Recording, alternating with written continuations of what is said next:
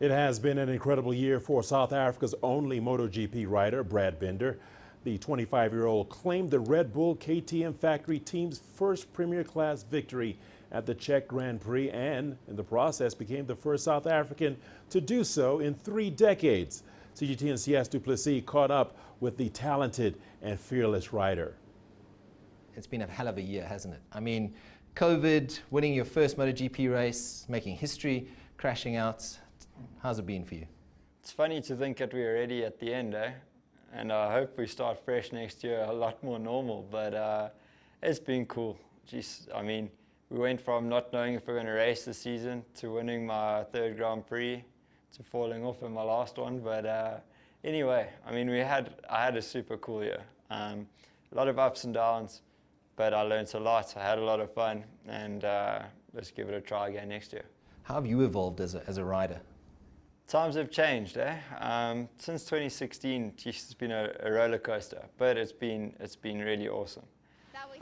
You know, I think if I could go back to myself in 2016 and tell myself I'd win in all 3 categories, I might not believe it. So it's been a good, what's it, 4 seasons now, 5 seasons, and yeah, I mean, you know, I've learnt a lot.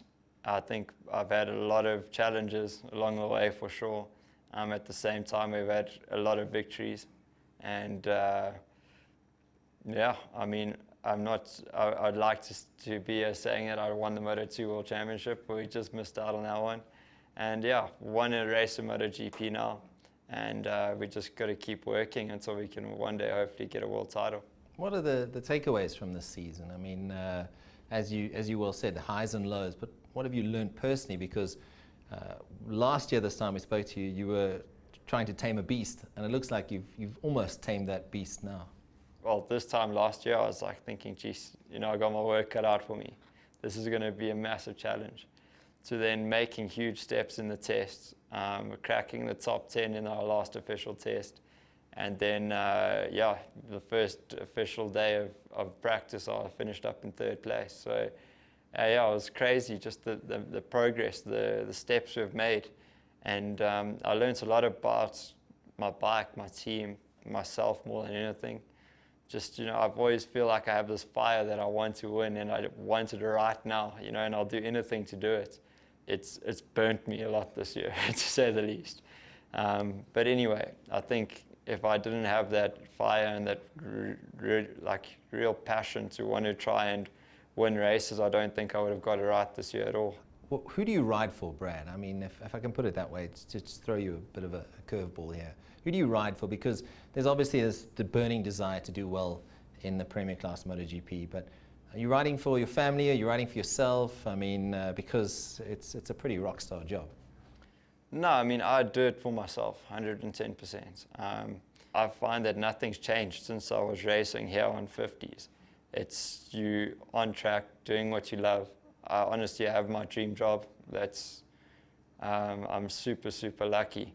And there's not many people that can say they do what they love to do for a living. So that alone is amazing. And the end goal is to be world champion. That's one thing I've worked towards, and every morning I wake up, that's my goal. Tell me, do you feel the love from South Africa? Because I think motorsport in South Africa is still very much one of the sort of Cinderella sports, if I can put it that way.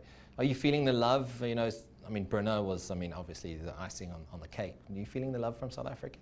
It's been insane. South Africa, well, South Africans in general are so good at getting behind any sportsman, I think, when things are going well. And I'm so lucky. Really, I've got tons of support here. I've noticed already I've only been home 2 or 3 days, but things have been crazy. And it's super cool. It's amazing to have so much support back home. What are you going to take into next season and try and avoid doing in 2021? I think one thing I'd really like to improve and work on for next year is just the ability to really take advantage when I can, when things are working well. But in MotoGP, every weekend there's a different manufacturer that works much better than others. And so I find when you need to, when the opportunity's there, I need to take it. But when things aren't great, I need to try and push it as far as I can, but not go overboard and take the points home. I've normally been really good at being consistent, but it's been my weak point this year, and it's one thing I really don't like. So that's my goal for next season, and you know, wherever the end result may be, I'm confident I can do a good job. Are there any plans in the future as part of the Brad Binder legacy to you know, do something similar to a Valentino Rossi down the line? You know, a team or something along those lines, or academies and that sort of thing, to get young talent through, because it seems to be the biggest obstacle is going from point A to point B is a financial one for a lot of guys who ride out there. Are there any plans down the line, or would you like that in future to do something like that? For sure, you know, I'd love to help out kids that are trying to get themselves overseas, and I try at the moment to give them as much support as I possibly can, you know, to try and open up doors for them and help them out as much as possible. But yeah, I mean, I'm not too sure that I'll have a team in MotoGP one day, purely because I feel when I'm done racing, I want to come home. I've always enjoyed being at the track, being part of that whole MotoGP circus all the years. You know, I've practically grown up there, because from when I was 13 years old, 12, 13, I started in Rookies Cup. So everyone knows everyone there, and it is really nice. But I really think when I call it quits one day from racing, I'm coming home, and I think that's going to be about it. Brad Binder, thanks for your time. Congrats on making history. The Czech Republic obviously will always be a special place, and we look forward to more podiums in 2021. Thank you very much. Thanks for having me on the show.